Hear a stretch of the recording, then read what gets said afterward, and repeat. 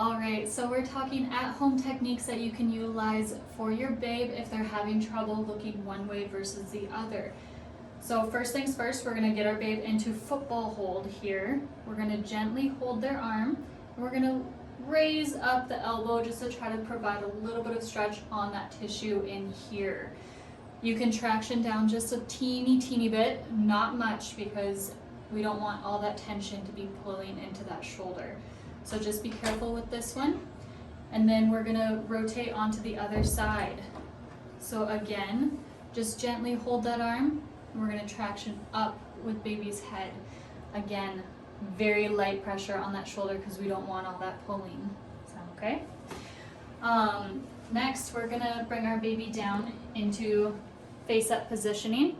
We're gonna gently traction down again and pull to one side just to try to get a little bit of stretch through here.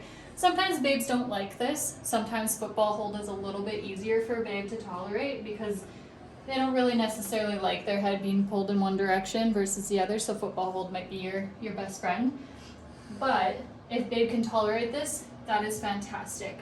What you can also do at home is make sure that babe is following you from one direction to another.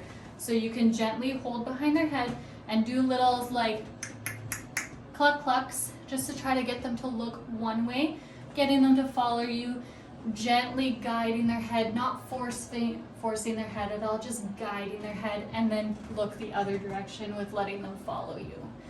In office, what we're gonna be doing is we're gonna focus in on their cervical spine here. Of course, we're gonna be doing all of the body stretches that I've already showed you, plus other ones.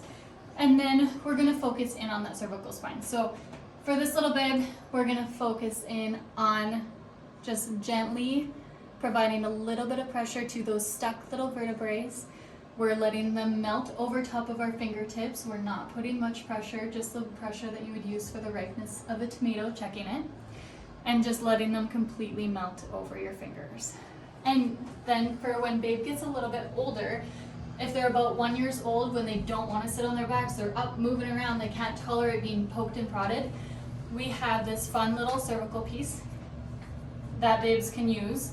So what we do is we pop it open and we can play peekaboo with them all day. So we just hold the back of their head and then play peekaboo all day long with them.